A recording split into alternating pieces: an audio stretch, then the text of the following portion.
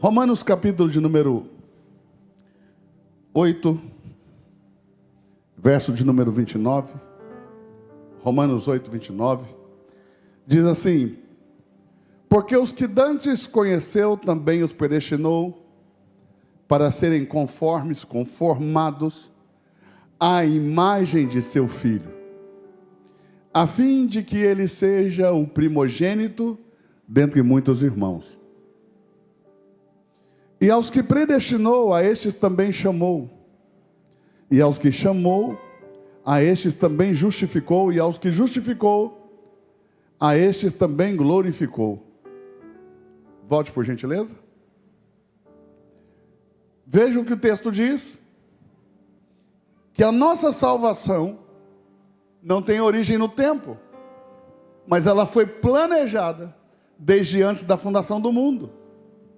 Deus tem um plano que foi traçado na eternidade, que se manifesta no tempo, mas Deus tem um plano que é chamado na Bíblia o plano eterno de Deus.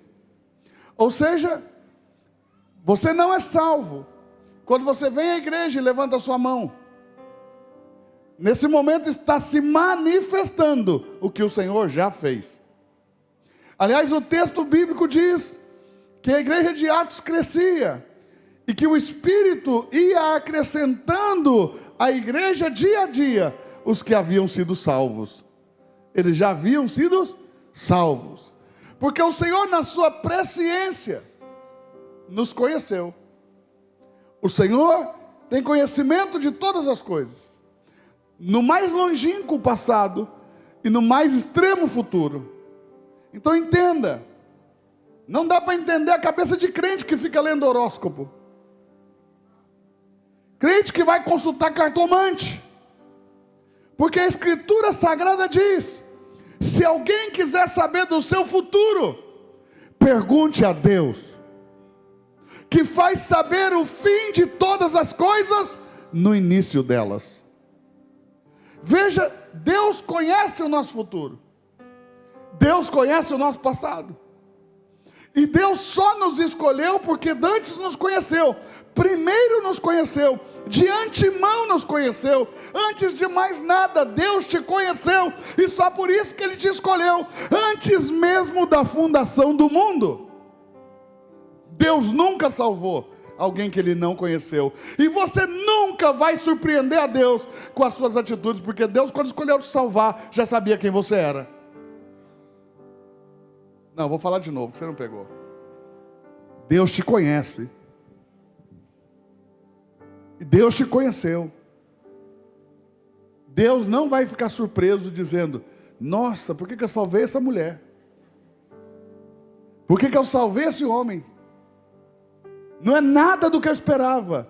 Não, assim são as suas relações, não a de Deus. Deus nos conheceu, e só porque nos conheceu, nos predestinou. Sabe o que significa isso? Deus nos marcou, antes mesmo da fundação do mundo. Deus marcou cada um de nós, e você nasceu marcado por Deus, e só por isso você está aqui hoje. Eu vou falar de novo: a predestinação é uma marca que o Senhor colocou em nós antes mesmo da fundação do mundo. Então aqueles que Ele conheceu, predestinou, e aos que predestinou por meio do seu evangelho, por meio do evangelho de Cristo Jesus, Ele chamou. E você só atendeu o chamado, porque você antes foi marcado. Consegue entender isso ou não? Então aqueles que Ele conheceu, predestinou, aos que predestinou também chamou. E todos aqueles que Ele chamou, Ele justificou na cruz de Cristo, no sacrifício de Cristo. E aos que justificou, glorificou. Eu vou falar de novo, porque você não pegou. E aos que justificou, também glorificou. Vou dizer mais uma vez, que é para ver se você entende. E aos que justificou, também glorificou. Cutuca quem está do seu lado, me ajuda a pregar e diga assim: Ele não vai te glorificar, Ele já te glorificou. Olhe nos olhos da pessoa mais cheia do Espírito Santo, aí perto de você, e diga para ela: Deus já terminou a obra que Ele começou na tua vida. Você é um projeto consumado de Deus. Ele já te glorificou. Você está aí? Aquilo que foi feito na eternidade vai se manifestar no tempo, mas já foi terminado. Deus já te glorificou. Diga por quê? Porque o Senhor nunca glorificou alguém que Ele não justificou. Ele nunca justificou alguém que Ele não chamou. Ele nunca chamou alguém que Ele não predestinou. E Ele nunca predestinou alguém que Ele não conheceu. Consegue entender? Você é obra consumada de Deus. Tem um processo. Você não entende. Tem muitas lágrimas no caminho. Tem muitas dúvidas, muitas crises. Mas é só do seu lado. Do lado de cá o Pai já falando: está pronto. Conseguiu pegar? Então, diga comigo: Deus me salvou quando me escolheu nele, antes da fundação do mundo. Efésios capítulo 1, verso 4. Joga na tela, por gentileza. Efésios capítulo 1, verso 4. Está escrito assim: como também nos elegeu, outra tradução, como também nos escolheu nele, antes da fundação do mundo, para que fôssemos santos e irrepreensíveis diante dele em amor. Quem está pegando? O nosso Deus, o nosso Senhor, sempre quis estabelecer uma relação de amor. Consegue entender? Nós não vamos ser santos porque Deus nos coage à santidade. Nós vamos ser santos porque nós o amamos. Consegue entender? Você sabe que um dia eu disse para alguém algo sobre a perseverança dos santos, e que a graça de Deus era irresistível. E que uma vez que nós fomos alcançados pelo Senhor, essa obra era eterna. Essa pessoa disse para mim: então eu posso sair fazendo o que eu quiser? Eu falei: você não entendeu nada. E talvez você nem chamado tenha sido. Porque os que foram chamados, eles amam. E eles buscam a santidade não porque eles têm medo de ir para o inferno, mas porque amam a Deus. Entende ou não? Quem acha que pode sair pecando porque Deus o salvou, são aqueles que vêm para a igreja porque tem medo do inferno. Isso não é salvação. Consegue entender? Quando o Senhor nos salvou, Ele nos deu o seu próprio Espírito. E esse Espírito de Deus em nós nos leva a amar Deus de uma forma tão intensa, que nós desejamos a santidade, não porque temos medo de qualquer coisa, somente porque o amamos. Quem está aí? Quem está aí? O Senhor nunca vai te coagir a fazer nada. Consegue entender? Se você não fizer por amor, para Deus não serve, porque Ele sempre quis estabelecer uma relação de amor. Quem pegou? Olha para quem está do seu lado e diga assim: o amor de Deus é puro e verdadeiro. O amor de Deus é puro e verdadeiro. Então o Senhor nos alcançou antes da fundação do mundo, mas não nos alcançou porque nós fizemos alguma coisa que nos desse o mérito de ser salvos. Ninguém é salvo pelo seu próprio mérito. Somos salvos pela graça de Deus. Não fomos salvos pelas boas obras que praticamos, mas fomos salvos para as boas obras que devemos praticar. Quem está conseguindo entender, diga amém. Efésios, capítulo de número 2 e verso de número 8. Coloca na tela, por gentileza. Efésios, capítulo 2 e verso de número 8. Está escrito assim: porque pela graça sois salvos. O que é graça? Graça é um favor imerecido. Eu tinha um professor na faculdade de teologia, um professor americano, que ele dizia o seguinte: graça é tudo dado em troca de nada para alguém que nada merece. Eu não achei definição melhor. Graça é tudo dado em troca de nada para alguém que nada merece. Consegue entender? Você é salvo pela graça, ou seja, o Senhor te deu tudo em troca de nada. Mesmo que você não mereça, nada. Você nunca mereceu, você não merece e nunca vai merecer. A graça de Deus é que nos salva. Quem está entendendo, diga amém. Então somos salvos pela graça, por meio da fé. E isso não vem de nós, isso é um dom de Deus. A palavra é dom, é presente. Em grego é dom, em português presente. Então a nossa salvação não é uma conquista nossa, mas um presente que Deus nos dá. Quem está aí? Olhe para quem está do seu lado e diga assim: você não conquistou a sua salvação.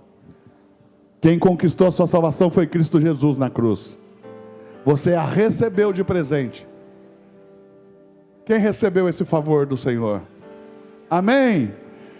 Pode passar? Não vem das obras, para que ninguém se glorie. Pode passar. Porque sois feituras suas, criados em Cristo Jesus, para as boas obras, as quais Deus, em outra tradução, de antemão, desde antes da fundação do mundo, preparou para que andássemos nelas. Veja, eu não fui salvo pelas boas obras que pratiquei, mas uma vez que eu fui salvo, eu vou andar nessas boas obras, porque o Senhor preparou isso para mim antes mesmo da fundação do mundo. Quem conseguiu entender? Quem conseguiu entender? Levanta a mão direita para o céu e deixa eu profetizar. Segundo as Escrituras, a santidade é o teu destino. Você vai viver uma vida de santidade. Quem entendeu, diga amém.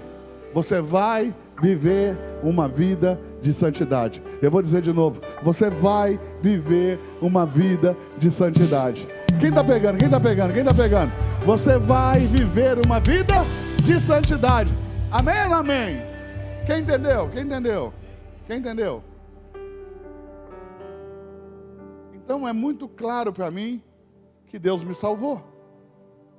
E está correto se nós dissermos Deus nos salvou, porque de fato Deus nos salvou. Mas também não é errado dizer que Deus está nos salvando.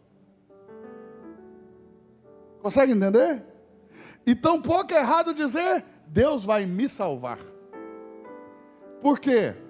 Porque o homem é um ser que existe em 3 dimensões. O homem é um ser tripartido. O homem é um ser tricótomo, que existe no espírito, na alma e no corpo.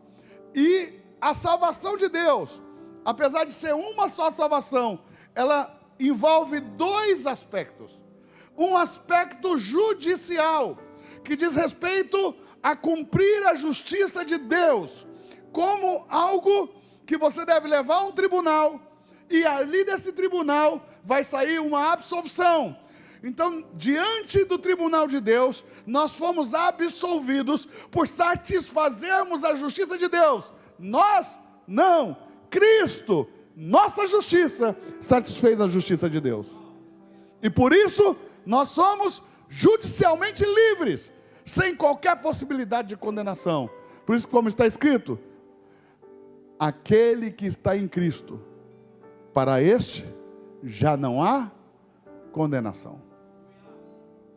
Conseguiu entender? Diga amém. Mas existe também um segundo aspecto da salvação, que é o aspecto orgânico da salvação. É da transformação que essa salvação que Jesus conquistou na cruz produz em nós. Então a salvação tem um aspecto judicial, que foi o que Cristo realizou na cruz e já está consumado. Mas também tem um aspecto orgânico, que está em andamento, que é a transformação que nós sofremos pelo impacto da salvação de Deus na nossa vida. Quem está conseguindo entender, diga amém. Então, a salvação de Deus é uma, mas tem 2 aspectos, judicial e orgânico. E 3 tempos. Ela acontece primeiro e imediatamente no Espírito, quando eu creio e que Jesus foi por Deus ressuscitado dos mortos e faço dele o meu Senhor. E tem um outro momento, que é quando eu sou transformado pelo poder da palavra que é enxertada na minha alma. E um último momento de salvação, quando o Senhor salvar o meu corpo, quando o corpo do pecado for substituído na ressurreição por um corpo de glória. Então eu fui salvo no Espírito, estou sendo salvo na minha alma e serei salvo no meu corpo. Está conseguindo entender? Diga amém. Esses são os 3 tempos da salvação do Senhor. Veja isso, por gentileza. 1 Tessalonicenses capítulo 5, verso 23. 1 Tessalonicenses capítulo 5, verso 23. E o mesmo Deus de paz vos santifique em tudo, e todo o vosso espírito, e alma, e corpo, sejam plenamente conservados, irrepreensíveis, para a vinda de nosso Senhor Jesus Cristo. Veja, vosso espírito, vírgula, e alma, a letra E aí é um agente que adiciona, e alma, ou seja, espírito mais alma e mais corpo. Nós somos espírito, alma e corpo. O ser humano é um ser tripartido. E por que o ser humano é assim? João 4,24 diz que Deus é espírito. O que Deus é? O que Deus é? Então, por meio do nosso espírito, Deus se relaciona conosco. Mas, por meio do nosso corpo físico, nós nos relacionamos com o mundo físico, com as pessoas, com a criação de Deus. Quem está conseguindo entender, diga amém. Então, o homem que foi formado antes da fundação do mundo, que foi gerado antes da fundação do mundo, essa é a melhor palavra, gerado, porque nós somos gerados em Deus. Esse homem que foi gerado antes da fundação do mundo, dentro de Deus, e que dentro de Deus foi escolhido, vai ser soprado na matéria. Está conseguindo entender? Diga amém. Gênesis capítulo 2, verso 7, vamos para lá. E formou o Senhor Deus o homem do pó da terra. Veja, é um boneco inanimado, sem vida. É barro moldado. A palavra formou aí em hebraico dá a ideia de que Deus manipulou com a própria mão. Tudo Deus cria pelo poder da sua palavra. O homem é a única coisa no texto hebraico que vai trazer a ideia de que Deus tenha manipulado. E esse boneco de barro, porque no verso 6, subia um vapor da terra e regava toda a superfície dela. Então formou o Senhor Deus o homem do pó da terra, que estava molhado, estava úmido, e soprou nas suas narinas o fôlego de vida. Essa palavra soprou em hebraico, ela é muito linda, ruar, que é o Espírito de Deus. O Espírito de Deus introduziu na matéria o fôlego de vida, a Neshama em hebraico, que é o nosso espírito humano, para dentro da matéria, Bassar. E a junção do espírito com a matéria trouxe à luz um terceiro elemento, que é a alma vivente em hebraico, Nefesh. Então veja, o Espírito de Deus introduziu vida na matéria. Foi assim que Deus nos deu a vida, soprando de dentro dele aquele que ele gerou nele para fora e introduzindo na matéria, nos fazendo conscientes da nossa própria existência. Está conseguindo entender? Diga amém. E o homem passou a ser então uma alma vivente, capaz de interagir em 2 mundos, o mundo espiritual e o mundo natural. E agora, toda a nossa jornada nesse mundo é de semeadura. O homem foi criado para ser um plantador. Tudo que você faz, tudo que você fala e tudo que você pensa são sementes lançadas. Vou falar de novo. O que você pensa, fala e faz são sementes que você lança para a vida ou para a morte. Consegue entender? Se eu planto uma semente de vida, eu vou colher vida. Mas se eu planto uma semente de morte, eu vou colher morte. E o que o homem fez? Ele plantou uma semente de morte, chamada desobediência. E o que o homem colheu? A morte e a separação de Deus. Veja, em Gênesis capítulo 2, verso 16, o Senhor vai dar uma ordem ao homem. Gênesis capítulo 2, verso 16, ordenou o Senhor Deus ao homem, dizendo: de toda a árvore do jardim comerás livremente, mas da árvore do conhecimento do bem e do mal, dela não comerás, porque no dia em que dela comeres, certamente morrerás. Quem pegou? Pode voltar, Isa, gentileza? Obrigado. Veja que não está escrito assim, ó, se você comer eu te mato. Está escrito, se você comer você vai morrer. Porque essa morte é consequência do pecado e não um castigo de Deus. Consegue entender ou não? E olha como ele está dizendo, no dia em que você comer, certamente morrerás. No dia, no mesmo dia. E quando Deus diz certamente, Ele está dizendo, querendo dizer o quê? Não haverá possibilidade de você não morrer. Mas quando o homem come da árvore, aparentemente, ele não morre. Parece que a vida continua. Veja, capítulo de número 3, verso 6. Bora lá. Gênesis 3, 6. Viu a mulher que aquela árvore era boa para se comer, agradável aos olhos, e árvore desejável para dar entendimento. Tomou do seu fruto e comeu. Deu também a seu marido, e ele comeu com ela. Verso 7. Então foram abertos os olhos de ambos, e conheceram que estavam nus, e coceram folhas de figueira, e fizeram para si aventais. E ouviram a voz do Senhor Deus, que passeava no jardim pela viração do dia, e esconderam-se Adão e sua mulher da presença do Senhor Deus entre as árvores do jardim. Veja, o pecado, o nosso pecado, nos separa de Deus. Veja, o homem em pecado, agora foge de Deus, se esconde de Deus, tem pavor da presença de Deus, e quer se esconder dessa presença. Todo homem em pecado, foge da presença de Deus. Consegue entender? Quem consegue entender? Então o homem, no advento do pecado, foi separado de Deus, destituído da glória de Deus, e um muro de inimizade foi levantado entre Deus e os homens. Não por Deus, pelo pecado do homem. Se levantou um muro de inimizade, o qual Jesus derrubou. Era hora de você ficar alegre. Porque está escrito que o muro de inimizade que existia contra nós foi derrubado por Cristo Jesus. Está conseguindo entender? Deus não só nos tem por amigos, mas nos fez seus filhos. Consegue entender? Caiu o muro da iniquidade. Mas veja, o homem comeu da árvore e aparentemente não morreu. Aparentemente. Por quê? Porque ele vai colher a folha de figueira, vai fazer o avental para ele, vai fazer para a mulher. Eles vão ser expulsos do jardim. Ele vai lavrar a terra, vai começar a comer do suor do seu rosto, não mais da provisão de Deus. Ele vai se relacionar com a sua mulher, vai ter filhos. Parece que está tudo acontecendo.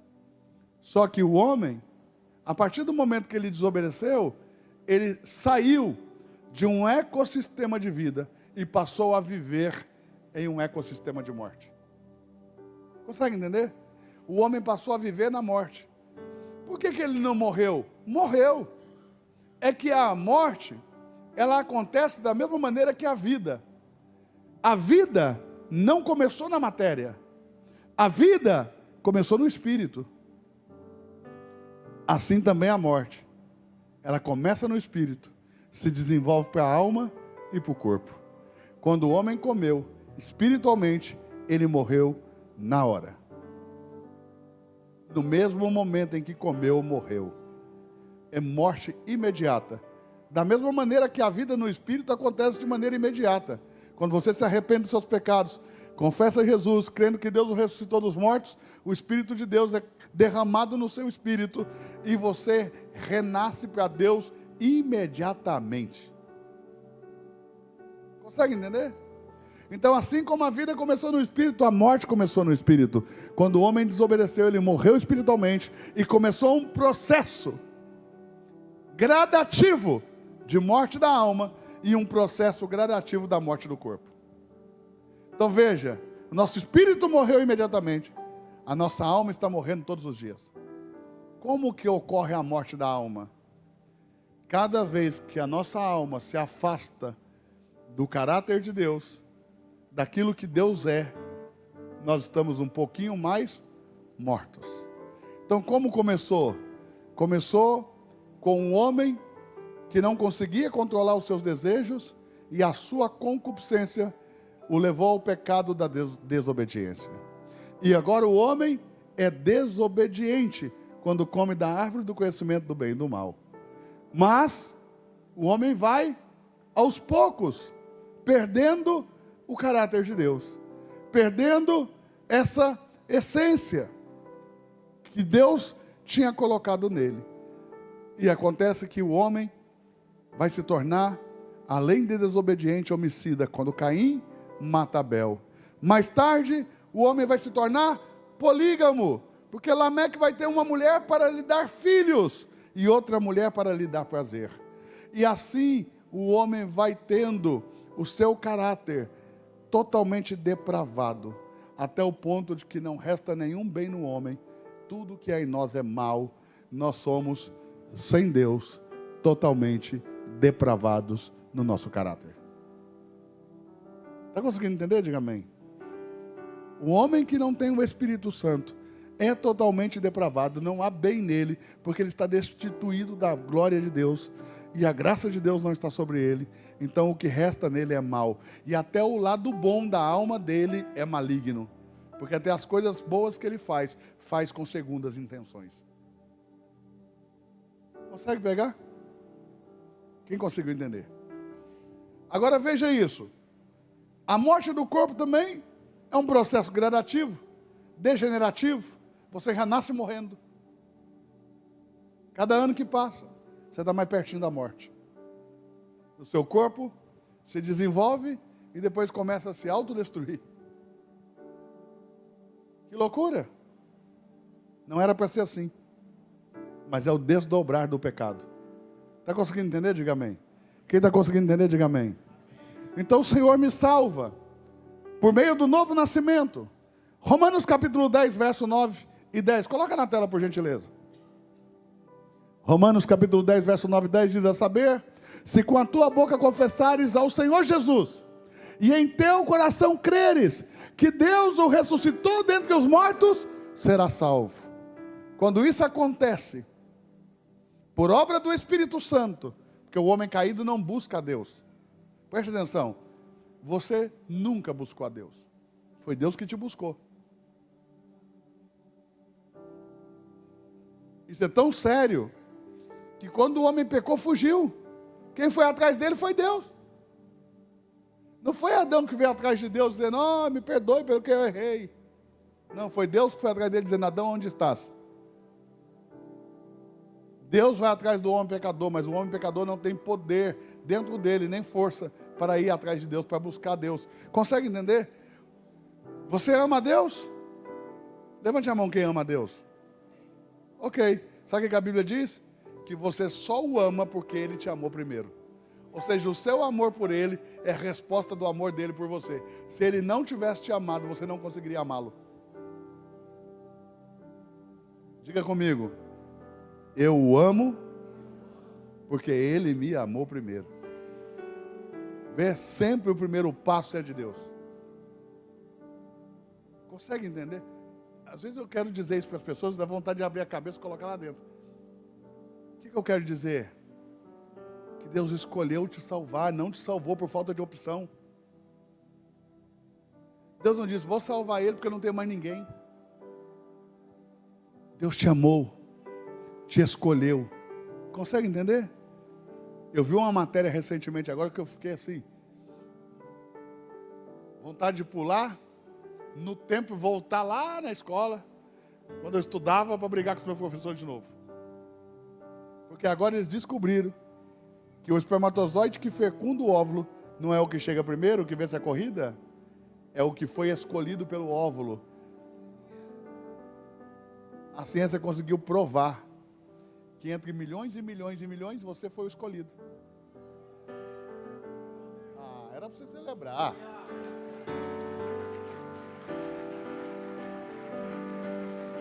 Eu já imaginava, desde muito novo, que não era o que chegava primeiro, porque eu tenho uns amigos que corriam sozinhos e chegavam em segundo.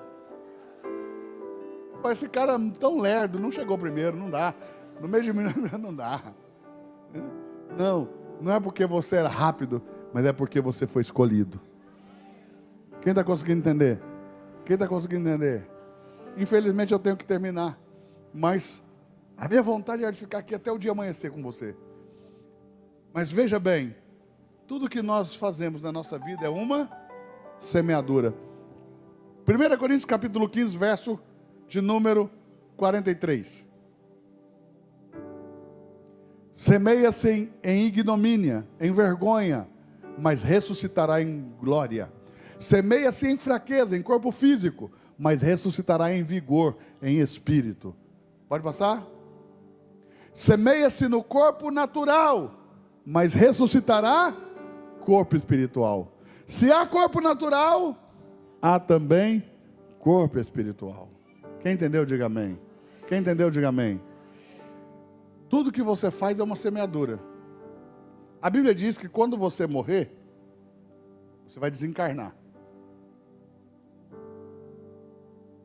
E não fique pensando que é kardecismo, não, é cristianismo mesmo. É que a Bíblia diz o seguinte: quando o espírito deixa o corpo, o homem é morto. Tiago 2,26, vamos lá. Tiago, capítulo 2, verso 26. Porque assim como o corpo sem o espírito está morto, assim também a fé sem obras é morta. Diga comigo, o corpo sem o espírito é morto. Então, quando você morre, o seu espírito deixa o seu corpo. Você só morre para esse mundo. Para o mundo de Deus você continua existindo. Porque lá você é imortal, não tem como você morrer. Lá, a segunda morte, não está falando de matar alguém fisicamente, igual a gente vê fisicamente, mas está falando de uma condenação eterna, que é chamada de morte eterna. Está conseguindo entender? Quem está conseguindo entender? E logo depois que o homem morre, vem o juízo. Hebreus 9, 27. Abra lá por gentileza. Hebreus 9, 27. E como aos homens está ordenado morrer em uma só vez, vindo depois disso o juízo. Então, imediatamente depois que você morre, vem o juízo de Deus. Se você foi salvo, você vai ser levado pelos anjos até o paraíso de Deus. Se você está condenado, você vai ser levado pelos espíritos das trevas para o abismo, para o Sheol, para o mundo dos mortos, lá no Hades, no chamado inferno. Que também não é o lugar onde as pessoas condenadas vão passar a eternidade. É só o lugar onde eles vão esperar pelo juízo final. Tem lugar pior que o inferno. O inferno é como se fosse a sala de espera. Porque lá em Apocalipse diz que o inferno vai devolver os seus mortos para o juízo final. E depois que eles forem julgados, serão lançados no lago de fogo, que é a segunda morte. Consegue entender? Então olhe para quem está pertinho de você e diga assim: nós seremos julgados pelas coisas que fazemos por meio do corpo. O que pensamos, o que falamos, o que fazemos. Porque a Bíblia diz que o Senhor vai julgar até qual seja a intenção do coração humano. O Senhor vai julgar os nossos pensamentos. Por isso que Paulo diz: pense em tudo que é bom, em tudo que é puro, em tudo que é santo. Consegue entender? Consegue entender? Quem conseguiu entender? Abra aí para mim Apocalipse capítulo 20, quero só mostrar uma coisa para a gente ir embora. Capítulo 20 de Apocalipse, verso de número 11.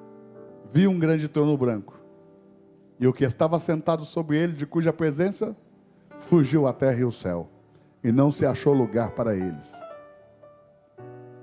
Vi os mortos, grandes e pequenos, pequenos e grandes. Pequenos e grandes aqui, não é criança não, tá? É gente rica e gente pobre, gente importante e gente simples, gente famosa e gente anônima, tá? Grandes e pequenos nesse sentido. Estavam diante de Deus, e abriram-se os livros, e abriu-se outro livro, que é o livro da vida. E os mortos foram julgados pelas as coisas escritas nos livros, segundo as suas obras. Põe na sua cabeça, tudo que você faz, fala e pensa está sendo registrado. Um dia você vai ter que dar conta de tudo isso. Por isso que o seu viver em Cristo precisa ser santo. Não viva como se o Senhor não fosse voltar, e como se nós não fôssemos prestar contas. não diga com a sua boca, Senhor, e com a sua vida, não existe Deus. Porque o Senhor vai voltar. E nós vamos dar conta de tudo o que fizemos por meio do nosso corpo. Quem entendeu, diga amém.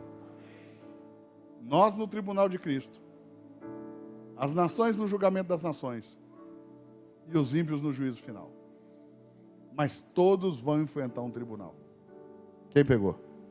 Quem pegou? Olha para o irmão que está do seu lado e diga para ele, Deus te ajude.